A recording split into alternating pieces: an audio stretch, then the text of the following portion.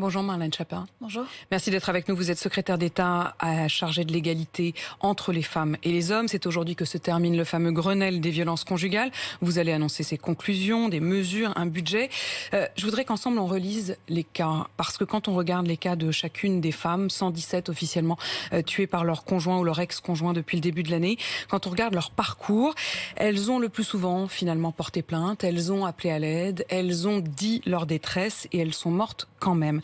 Est-ce qu'avec les mesures que vous allez annoncer, elles auraient pu être sauvées? On va regarder le parcours de l'une d'entre elles.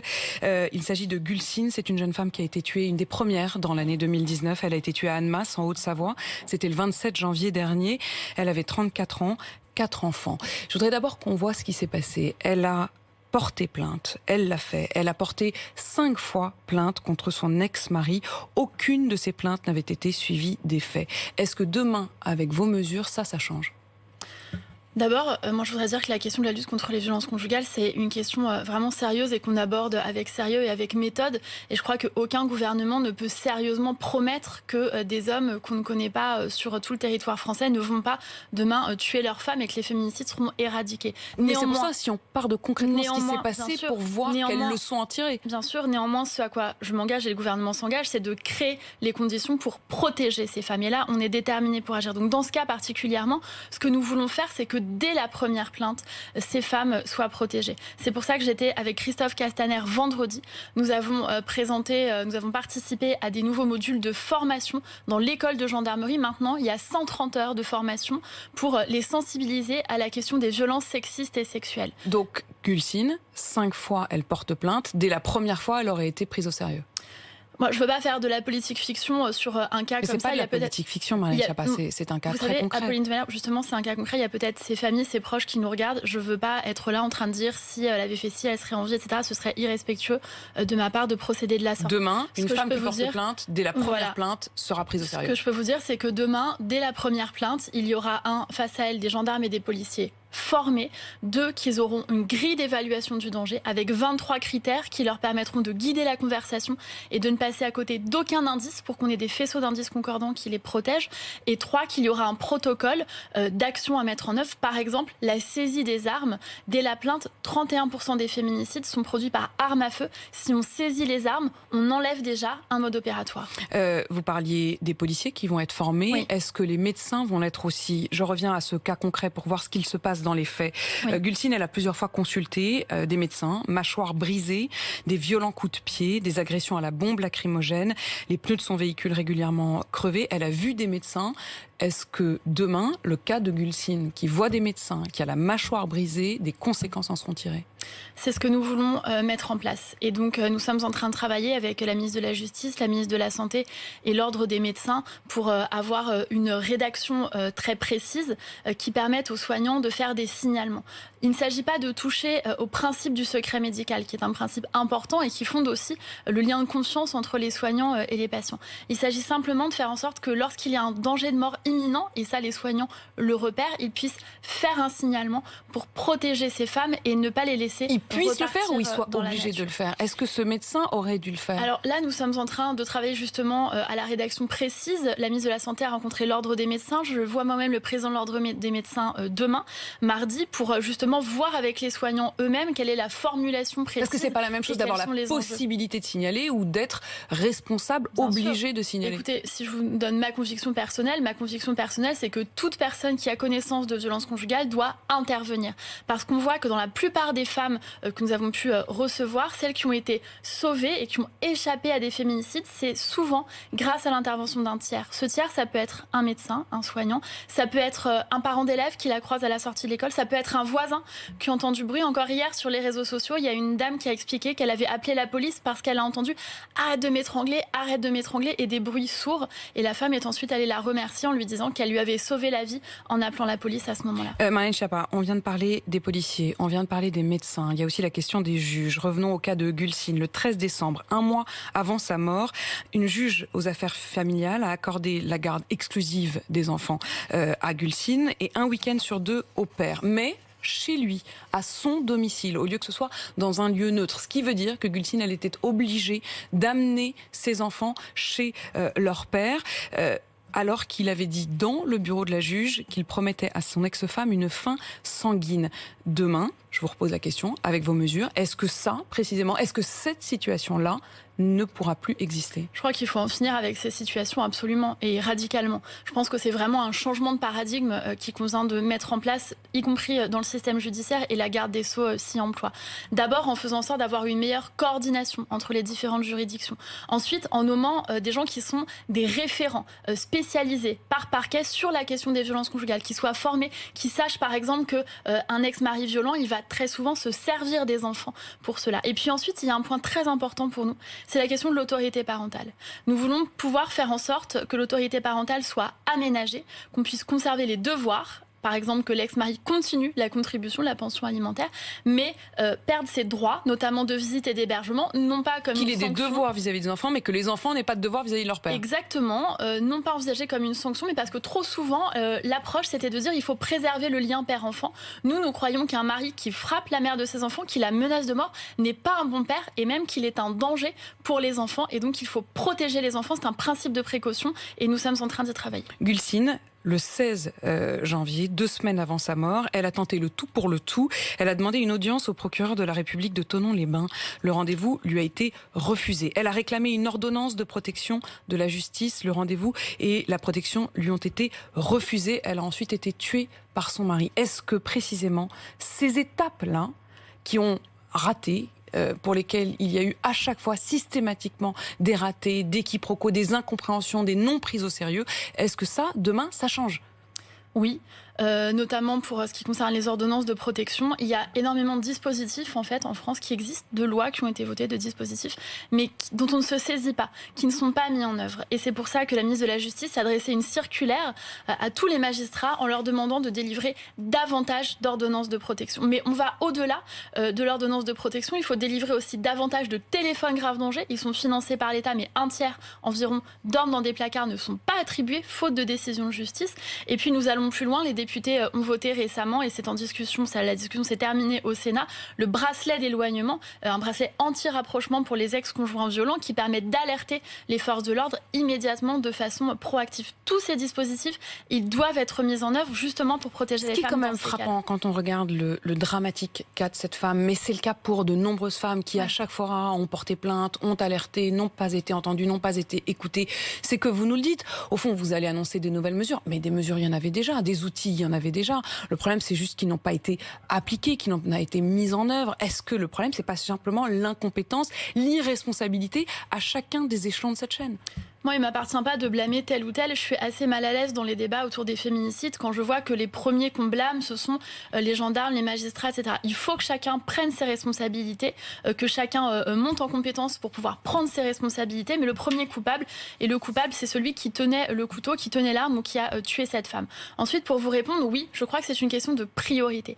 Trop longtemps, on a considéré que les violences conjugales, c'était une affaire privée, que les féminicides, c'était une fatalité. Et au fond, beaucoup de gens, y compris certains professionnels, se disaient « cela ne me regarde pas, c'est une histoire de couple, je ne vais pas m'en mêler ». Il faut que maintenant, on considère que c'est un fait de société et que c'est un combat politique. C'est la raison pour laquelle le Premier ministre, Édouard Philippe, lui-même, a lancé le Grenelle des violences conjugales, le conclura dans quelques minutes avec une grande partie de son gouvernement, avec le président de l'Association des maires de France, avec des soignants, la police, la justice, des associations, des proches de victimes de féminicide, pour que tous ensemble, nous disions c'est une priorité, prenez au sérieux ces femmes, écoutez-les quand elles parlent. Parmi les mesures que vous allez donc rajouter à celles dont on vient de voir qu'elles existaient mais qu'elles n'étaient pas forcément mises en œuvre, il y a notamment la création de centres de prise en charge des hommes agresseurs pour faire baisser la récidive.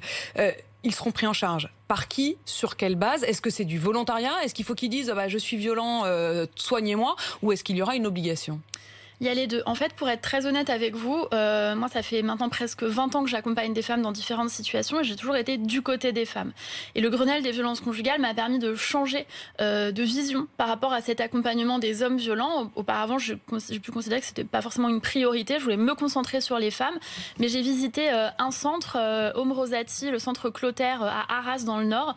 Et j'ai été très convaincue par ce qu'ils font, parce qu'ils ont obtenu des résultats et ils ont fait baisser la récidive en prenant en charge ces hommes. Donc il y a les deux. Ils peuvent venir volontairement et certains hommes que j'ai rencontrés là-bas étaient vraiment en souffrance et avaient besoin d'un accompagnement psychologique. Surtout, ça permet de faire en sorte qu'ils soient hébergés et donc éloignés du domicile. Et pour les cas dans lesquels la femme veut rester au domicile, dans ce cas, l'homme est hébergé, il est accompagné et in fine, la récidive baisse considérablement. Est-ce que ce sera des centres fermés? Est-ce que c'est une alternative à la prison? Est-ce que c'est en plus de la prison? Il ne s'agit pas d'une alternative à la prison. Il ne s'agit évidemment pas de mettre les cas les plus graves, les meurtriers, etc., dans ces centres. Il s'agit, par exemple, pour tous les cas dans lesquels vous avez une première plainte, pour des premières menaces, des premiers coups, de faire en sorte de faire chuter la récidive. Il ne s'agit pas d'absoudre qui que ce soit. Il s'agit simplement de prendre en compte cela et d'avoir à la fois un hébergement, mais aussi un accompagnement avec des règles strictes. Par exemple, dans ce centre à Arras, il n'y a aucun contact possible entre ces messieurs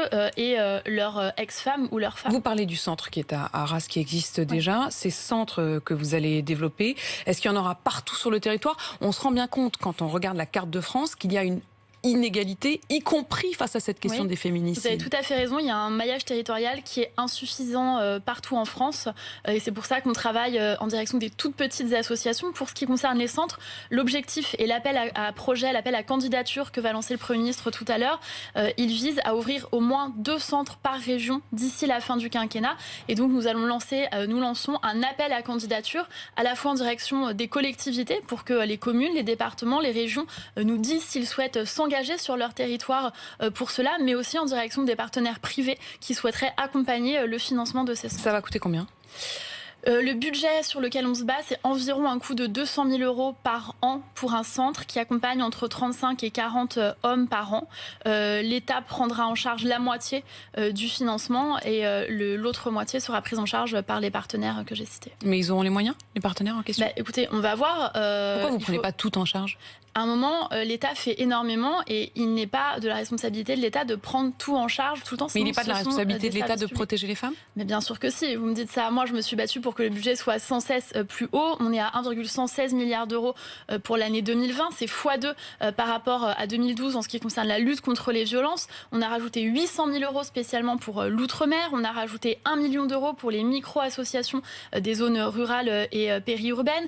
On a rajouté 4 millions d'euros pour interpeller les témoins. Le financement des modules de formation que j'évoquais avec Christophe Castaner. Nous avons créé une plateforme qui s'appelle arrêtonslesviolences.gouv.fr. Vous avez 2 unités de police et de gendarmerie, 24 heures sur 24, 7 jours sur 7 disponibles. Et nous avons à 3 reprises augmenté les moyens du numéro du 3919 avec des écoutes. Ce qui me frappe, Marlène Schiappa, quand je vous écoute, j'entends bien, et évidemment, il y a des sous par-ci, il y a des sous par-là, il va y avoir plus d'écoutes.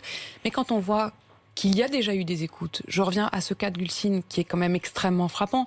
Des contacts avec la police, elle en a eu. Des contacts avec les médecins, elle en a eu. Des contacts avec les juges, elle en a eu. Donc c'est pas une question de téléphone, c'est pas une question d'appel, c'est pas une question de plateforme internet. Les contacts humains ont eu lieu. Les états d'alerte, ils ont eu lieu. Et pourtant, elle est morte.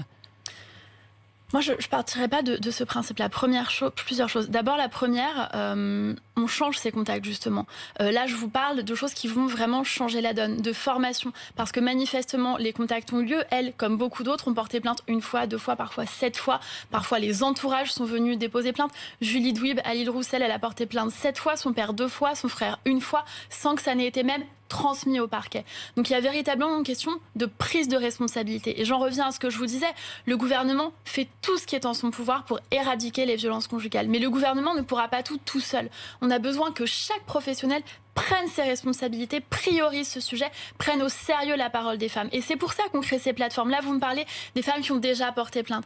Des Gulsine, des Marie, des Julie, il y en a énormément en ce moment qui sont dans le silence et qui n'ont pas parlé des violences conjugales qu'elles vivent. Mais certaines n'ont pas déposé plainte. Plus de 60% ont déposé plainte. Celles qui en ont parlé, pour autant, elles n'ont pas été sauvées. D'abord, c'est pas vrai. Pardon de le dire, mais je suis comme vous révoltée par ce qui a conduit à des féminicides. Il y a aussi des femmes qui ont été sauvées. Tous les jours, des forces de l'ordre interviennent dans des foyers et sauvent des femmes et les protègent. Il y a 5000 femmes environ en ce moment qui sont dans des centres d'hébergement partout en France, protégées par les pouvoirs publics. Donc je crois qu'il ne faut pas non plus décrédibiliser cela vis-à-vis de ces femmes et il faut leur dire que l'État se mobilisera, que les pouvoirs publics se mobiliseront pour les protéger. Vous avez parlé des millions supplémentaires, les associations, notamment Nous Toutes, l'organisme qui a mobilisé dans les rues de France de manière manière historique ce week-end, demande 1 milliard supplémentaire. On en est loin. D'abord, je voudrais saluer cette mobilisation et adresser un message de soutien à toutes les femmes qui ont souhaité marcher, notamment celles qui ont vécu des violences sexistes et sexuelles. Ça me semble important. Elles demandent effectivement 1 milliard d'euros. Je vous l'ai dit, sur 2020, c'est 1,116 milliard d'euros pour l'égalité entre les femmes et les hommes, c'est-à-dire à la fois pour la lutte contre les violences conjugales, mais aussi pour la formation, la sensibilisation. Je serai avec Jean-Michel Blanquer dans un établissement scolaire jeudi, parce que je crois qu'il est aussi important de prendre le mal à la racine et d'éduquer face aux inégalités et face aux violences sexistes et sexuelles de tout genre. Autre mesure, le 3919, le numéro d'appel d'urgence, d'alerte, d'accompagnement pour les femmes victimes. Il fonctionnera désormais 24 heures sur 24, 7 jours sur 7, vous nous le confirmez? Alors, oui, absolument, c'est une mesure sortie du Grenelle des violences conjugales. Nous voulons faire en sorte que ce numéro soit disponible 7 jours sur 7, 24 heures sur 24. À partir de quand? J'allais venir, il faut pour cela passer par un marché public. Il y a quelques règles au niveau de l'État. Donc nous allons lancer ce marché public-là et je souhaite que pour fin 2020, ce soit mis en œuvre très clairement.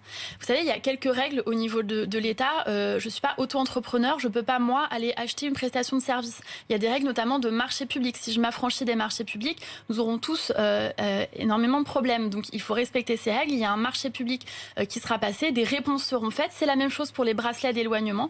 Il y aura un appel, un marché public, nous verrons qui y répondront. Il y a des règles et ensuite il y a une commission indépendante qui attribuera ce marché public. Est-ce qu'au bout du fil, vous allez aussi accélérer le processus? Quand on voit par exemple qu'en Espagne, désormais, pour des demandes, l'Espagne qui est considérée comme un modèle récemment dans la lutte contre les féminicides, quand on appelle, quand on fait appel au tribunal, on est traité dans les 2 jours. Est-ce que ce sera le cas en France? On est en train d'accélérer les process avec un objectif de 15 jours de délai de traitement pour avoir quand même le temps de faire une instruction sérieuse mais très restreinte. Actuellement, le constat, c'est que vous avez des femmes qui ont parfois déposé plainte et entre le moment du dépôt de plainte et le moment du procès, elles ont été tuées. Les délais de la justice sont trop longs. Donc avec la garde des Sceaux, nous serons cet après-midi au TGI, au tribunal de grande instance de Créteil, qui a mené une expérimentation, mené des dispositions en tout cas pour faire en sorte qu'en 15 jours, en moyenne, avec cet objectif, les sujets soient traités. Et pourquoi l'Espagne, ils arrivent à le faire en 2 jours et nous, on n'y arriverait pas? L'Espagne, ils ont pris à bras-le-corps ce sujet en 2004. Nous, c'est devenu une grande cause du quinquennat en 2019 et nous avons commencé à travailler sur les violences conjugales en 2018.